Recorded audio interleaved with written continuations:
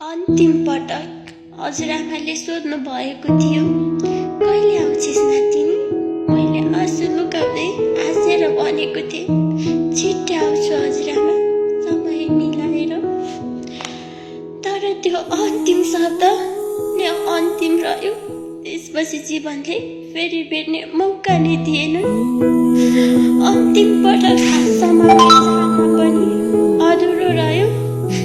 सपना थियो धेरै पैसा कमाएर हजुरआमालाई सुखको संसार देखाउने, तर त्यो सपना अधुरो नै रह्यो। आज हजुरआमा सीतासँगै जानुभयो, तर त्यो उहाँको माया, उहाँको आवाज, उहाँको न्यानो स्पर्श अझै मनमा बाँचिरहेको छ। आँसु रोकिएन, सम्झना रोकिएन, मनभित्रको पीडा शब्दले बताउन सकिएन। रेस्ट इन पिस हजुरआमा।